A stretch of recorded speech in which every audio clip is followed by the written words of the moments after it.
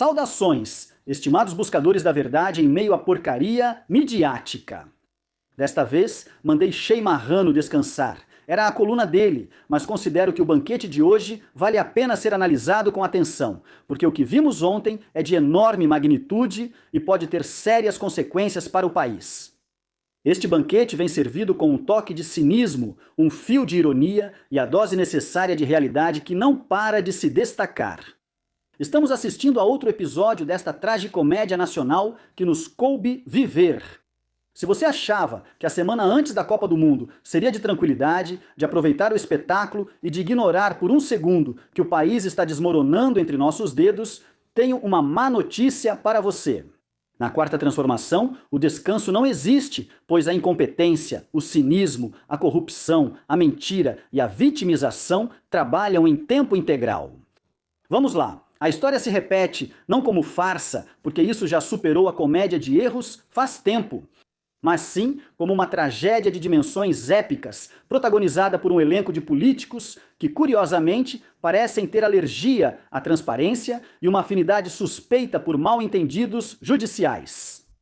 Temos Rubem Rocha Moya, o oculto narcogovernador de Sinaloa, junto com seus companheiros de desgraça. Um que já está contando tudo o que sabe em Nova York, Henrique Dias Vega, que ninguém sabe onde está, e outros tantos que andam por aí de cabeça baixa, tentando passar despercebidos, esperando que a tempestade passe o mais rápido possível. Mas o que eles não sabem é que isso é só o começo da tempestade. Acontece que vieram à tona Alfonso Durazo, governador de Sonora, e Américo Villarreal de Tamaulipas. O governo de Donald Trump, com essa pontaria de franco atirador que tanto incomoda a nossa classe política, os colocou na mira. Uma matéria do Los Angeles Times abalou novamente o cartel do Morena, mencionando que os próximos da lista são eles. E claro, diante da possível queda desse dominó de governadores, o ex-presidente, o jegue de Macuspana, sim, aquele que foi embora, mas nunca vai, López Obrador, saiu da sua toca. Não por justiça, não por princípios, mas por puro e simples instinto de sobrevivência. Porque, sejamos claros, na política mexicana, a linha de comando não desce, ela sobe. E quando os fios são puxados lá de cima, inevitavelmente chegamos à porta da casa dele. Todos sabemos que se tem algo que o velho Guango faz com maestria, é a arte de se fazer de vítima. É fascinante ver a acrobacia mental que esse desgraçado executa na carta que publicou ontem. Uma carta que faz brotar lágrimas de desespero a cada parágrafo lido. Por um lado, temos os elogios desgastados, quase litúrgicos, à melhor presidenta do México em nosso tempo. Por outro lado, a surpresa fingida diante de um Trump que, segundo Andrés Manuel, difere do que conheci. Por favor, diferente? O que acontece é que o Trump de antes considerava que o Andrés Manuel daquela época era funcional para os planos dele naquele momento. Ele ordenou que enviasse militares para a fronteira e o mantinha como um cachorro prostrado aos seus pés. O Trump de agora é o que busca investigar a narcopolítica, que foi fomentada sob o lema de abraços, não tiros. Obviamente ele pensa nos próprios interesses, o senhor não é a Madre Teresa. Seria muito ingênuo até mesmo pensar nisso. No entanto, acontece que diante do atual cenário da geopolítica, as decisões que ele está tomando acabam beneficiando, por inércia, um México que está sendo consumido por um governo corrupto e autoritário. E como o golpe do monstro acerta bem na cara do Macuspano e derruba o seu negócio, então por isso, aos olhos do velho Patas Mijadas, o Trump de hoje, segundo sua carta, ultimamente tem se deixado levar por rêmoras, bajuladores, manipuladores, caciques, aproveitadores, ladrões, policiais corruptos, advogados picaretas, especuladores, piratas, poderosos, oportunistas e malvados. Vocês já sabem as palavras rebuscadas daquele idiota. A estratégia do imbecil Andrés Manuel é uma obra de arte do vitimismo mais vulgar. A lógica, se é que existe, é patética. Se Trump concorda comigo, é um estadista, um gênio, um visionário. Mas cuidado com o dia em que Trump desvie o olhar de nós. Então, de repente, segundo ele, está sendo manipulado. Ele não decidiu isso, o convenceram. Ele não pensa assim, é o pessoal ao redor dele. O mais hilário é o argumento de que Trump está sendo enganado. Será que o soberano idiota percebeu a humilhação que ele envia nessa mensagem ao presidente Trump? É uma humilhação disfarçada de defesa.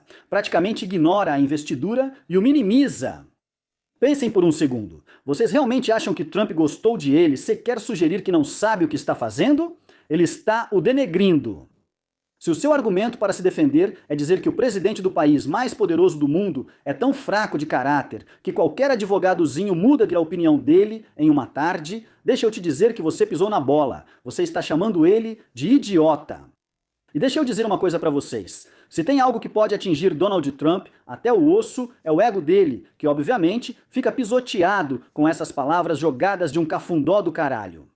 Nós temos visto Shane Sheinbaum, desde que o esgoto de Rocha Moia foi aberto, protegendo os seus, tentando vender a ideia de que aqui não acontece nada, que está tudo sob controle e que a lei é, bem, apenas uma sugestão. Mas então chegou o grande líder para salvar o dia com sua diplomacia epistolar. Veja só o tamanho da preocupação. Lopes Obrador, fiel ao seu estilo de eu tenho outros dados e eu faço minhas próprias regras, decidiu que a melhor forma de lidar com uma pressão real dos Estados Unidos era enviando uma carta. Essa diplomacia epistolar não é apenas patética, é profundamente prejudicial. Tudo que ele fez foi expor a presa incompetente. Vamos ser honestos, alguém realmente acha que Cláudia Sheinbaum está decidindo? A narrativa dela não passa de uma extensão, uma cópia da do Senhor de Palenque. Ao intervir dessa maneira, o velho patasmeadas. Ele não só faz um gol contra para o seu próprio time, agora que estamos no clima da Copa do Mundo, mas também faz um gol contra para a própria presidência, deixando claro para o mundo e para o próprio Trump que Sheinbaum é apenas um enfeite na mesa. Se a intenção de Lopes Obrador era tentar despressurizar o ambiente, encontrar uma saída ou um acordo diplomático, então ele está muito enganado. Se o governo mexicano já estava com a merda até o pescoço, agora já está até engolindo. O que ele conseguiu foi colocar a lupa, acender as luzes e dizer à Casa Branca: olhem, isso realmente nos incomoda, nos dói e temos muito a esconder. Andrés Manuel não fez nada, além de confirmar que sabe que tudo aponta para ele. E é aqui que a coisa fica interessante, porque isso não é coincidência. Os Estados Unidos não estão brincando de esconde-esconde, eles estão jogando xadrez, e nós estamos brincando de bolinha de gude com as peças do tabuleiro. O governo tentou minimizar a situação, mas o cardápio já está servido. O aperitivo foi rocha mola, servido para abrir o apetite, tema que tentaram dissipar na coletiva matinal, mas deixou um gosto amargo persistente. A entrada é Durazo e Vila Real, que estão nadando em um lamaçal de justificativas absurdas. Mas, sem dúvida, o prato principal vem direto de Latingada. Não falo do lugar para onde você quer mandar os políticos, mas sim de onde tudo se origina. Lopes Obrador, em sua soberba, acreditou que podia ditar o ritmo do jogo de fora. Caiu direitinho na provocação dos Estados Unidos. Achou que seu capital político era infinito, que sua aura continuava protegendo seus discípulos e esqueceu que, no tabuleiro internacional, não importam as pesquisas de aprovação, importam os dossiês. E os dossiês não se apagam com uma cartinha ridícula, se fazendo de vítima e ainda por cima ofendendo abertamente o presidente dos Estados Unidos. Aqui está a verdadeira razão do nervosismo e do desespero. O objetivo não são os governadores, nem a Sheinbaum. O objetivo final, o grande peixe graúdo, é o homem que institucionalizou a tolerância com os cartéis. Se a ofensiva judicial de Trump avançar, a investigação não vai parar no gabinete de um governador em Sinaloa, em Sonora ou em Tamaulipas. Chegará aos escritórios dos que criaram a política de cumplicidade que hoje nos deixa com a corda no pescoço. Andrés Manuel sabe que, se a fachada cair, a estrutura será exposta. E ele está empenhado em proteger não só o seu movimento, mas também a sua própria família, seus filhos, que obviamente estão sob escrutínio. O que há diante de sua cara horripilante é o julgamento de uma realidade que ele já não controla com um "tenho outros dados" ou "o que disser meu dedinho". Suas idiotices não funcionam hoje.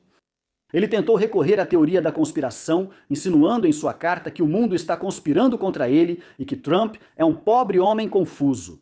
E isso não é diplomacia, é medo. Medo de que, pela primeira vez na história deste país, um ex-presidente acabe em uma prisão no Brooklyn. A situação é quase poética em sua estupidez. Se a interpretação em Washington há algumas semanas era de que o governo mexicano estava empurrando com a barriga o pedido de prisão provisória e extradição. Depois do discurso inflamado da Xaxis no domingo e da carta de ontem do velho Guango, a percepção de cúmplices e narcopolíticos só se reforçou. Estamos vendo o fim de uma era, não com uma explosão, mas com uma série de tropeços constantes que eles mesmos procuraram. Eles se trancaram em um bunker de narrativa própria, isolados da realidade, acreditando que o resto do mundo ia entrar no jogo deles. Mas a realidade internacional é dura, fria e, acima de tudo, não lê as cartas que enviam do México para justificar a impunidade. E mais uma vez, usando o jargão da Copa do Mundo, estamos a 7 dias de a bola rolar na Copa do Mundo. E enquanto o mundo inteiro se prepara para o espetáculo, o governo mexicano decidiu que para que esperar o apito inicial, se podemos começar a fazer gols contra desde agora, o time está desmoronado. A capitã não está com as chuteiras bem calçadas, e o treinador, que supostamente já estava aposentado, continua entrando em campo para dar pontapés que só acabam machucando os próprios jogadores. E por hoje, ficamos por aqui. Vão se preparando, porque essa Copa Política vai ficar muito mais obscura do que já está. O que vocês acham? Leio vocês nos comentários. Lembre-se que você pode fazer suas doações via PayPal. Encontre as informações respectivas na caixa de comentários. Graças a você, este canal continua ativo. É muito importante se inscrever, dar like e apertar o sino para receber notificações sempre que houver novo conteúdo. Obrigado!